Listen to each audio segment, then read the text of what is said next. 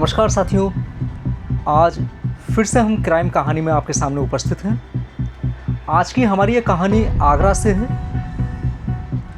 आगरा में पति, पत्नी और 2 बेटियां और पास में ही रहते थे उनके बड़े भाई। पति मजदूरी करता था। मजदूरी करने के बाद रात को हारा थका वो शराब पीता था और इसी बात को देखते हुए पति पत्नी के बीच में काफ़ी तू-तू मैं-मैं हुआ करती थी। पत्नी रूबी, पति सुरेंद्र कुमार अपना जैसे तैसे करके झगड़े के बावजूद भी अपना समय काट रहे थे। पति पूजा पाठी था, किंतु शाम को जब हारा थका आता था तो वो शराब का अत्यधिक सेवन करता था, जिसकी वजह से पत्नी रूबी और पति सुरेंद्र कुमार के बीच में अक्सर भयंकर झगड़े हुआ करते थे। अब एक दिन सुरेंद्र कुमार अचानक गायब हो जाते हैं। उनकी पत्नी रूबी अपने जेठ के पास पहुंचती है, जो कि पास में रहते थे, और उनको जाकर बताती है कि उनके पति यानी छोटे भाई 4 दिन से घर नहीं आए हैं। दोनों थाने पहुंचते हैं। थाना पहुंचने के बाद गुमशुदगी की रिपोर्ट दर्ज कराते हैं। बड़ा भाई भी परेशान होता है। वहीं रूबी थाने में फूट फूट कर रोती है कि उसका पति उसे बिना बताए जाने कहाँ गया है। दिन पर दिन व्यतीत होते हैं, किंतु सुरेंद्र का कहीं भी कोई पता नहीं होता।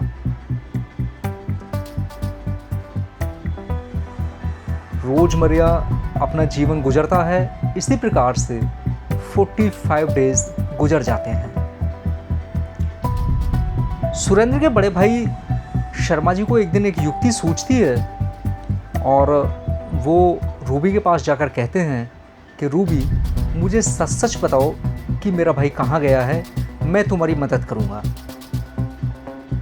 रूबी उस समय कुछ नहीं कहती, किंतु एक दिन बाद अपने जेठ को फ़ोन करती है। उनसे कहती है, घर आ जाओ, कुछ बताना है। बड़ा भाई तुरंत घर आता है। वो पूछता है, बताओ रूबी, क्या कहना था। रूबी कहता है कि तुम्हारा भाई बाथरूम में है। बड़ा भाई तुरंत सुरेंद्र को देखने बाथरूम जाते हैं, किंतु बाथरूम में कोई नहीं होता। वो रूबी से कहते हैं, रूबी, सुरेंद्र बाथरूम में तो नहीं है। वो क्या, नहीं, बाथरूम में ही है। वो फिर से चेक करते हैं कि नहीं रूबी, बाथरूम में कोई भी नहीं है। तो रूबी रोते हुए कहती है, वो बाथरूम में ही हैं, किंतु जमीन के अंदर पड़े हुए हैं। ये बात सुनकर सुरेंद्र के बड़े भाई की आंखें फटी की फटी रह जाती हैं। वो पूछते हैं, क्या कहना चाहती हो रूबी। रूबी बताती है कि शराब पीकर, नशे की अत्यधिक दवा खाकर उन्होंने सुसाइड किया और अपमान होने के डर से उन्होंने खोद कर उसे वहीं दबा दिया। सास भी वहां मौजूद थी। रोते रोते उनकी बुरी स्थिति हो जाती है। एक माँ ने अपना बेटा खोया और एक भाई ने अपना छोटा भाई। वहीं रूबी से जब परिवार बातचीत कर रहा था तो वो घंटों दर घंटे अपनी नई नई मनगढ़ंत कहानियां सुना रही थी। अब इसी बात से सुरेंद्र के बड़े भाई और माताजी को उसकी बातों पर संदेह होता है। वो थानाधिकारी को सूचना देते हैं। जैसे ही थानाधिकारी वहां पहुंचते हैं, रूबी पूरी तरह घबरा जाती है और घबराने के बाद में अपना जुर्म स्वीकार करती है कि हाँ, मैंने ही अपने पति सुरेंद्र को मारकर बाथरूम में फर्श के नीचे दबा दिया है।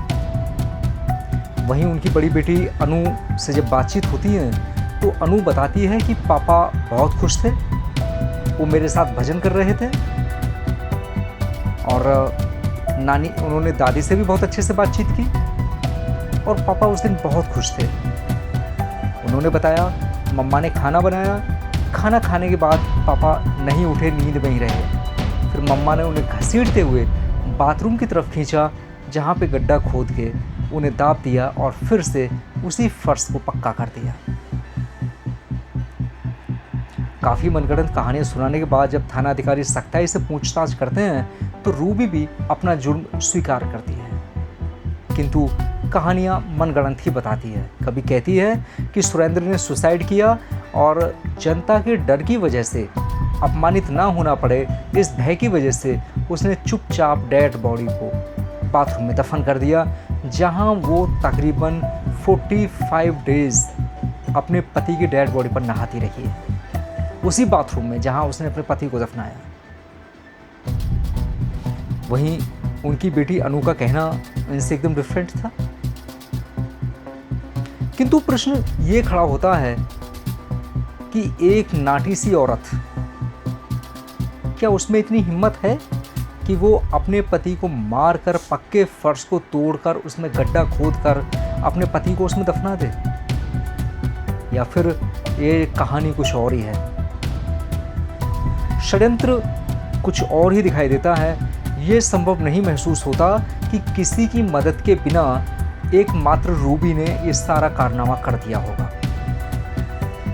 यद्यपि थाना अधिकारी नए नए सिरे से इसकी पहचान कर रहे हैं, सीडीआर चेक किया जा रहा है और भी सीसीटीवी कैमराओं के माध्यम से सारी चीज़ों को चेक किया जा रहा है, किंतु पूरी संभावना यही है कि एकमात्र औरत के वश की बात ये नहीं है। आज का मानवता इतनी शर्मसार हो गई है कि वही औरत जो अपने पति के साथ वहां आई, उसने अपने पति को मारकर उस बाथरूम में दाब दिया जिसमें कि कंटिन्यू 45 डेज तक वो स्नान करती रही। हमारा देश सीता माता का देश है, सती सावित्री का देश है, मीरा का देश है, जो त्याग की भावना प्रदर्शित करती हैं, माँ की ममता प्रदर्शित करती हैं। पर जिस तरीके से आज की युवतियों में मारने का एक फैशन शुरू हो चुका है, उस हिसाब से तो हमारे देश की परंपरा मिटती हुई जा रही है। प्रतिदिन ऐसी कोई न कोई खबर आती है जहां पत्नी ने अपने पति को मौत के घाट उतार दिया। हम एक और नई घटना के सामने आपके समक्ष उपस्थित होंगे। तब तक सावधान रहें। जय हिंद, जय भारत।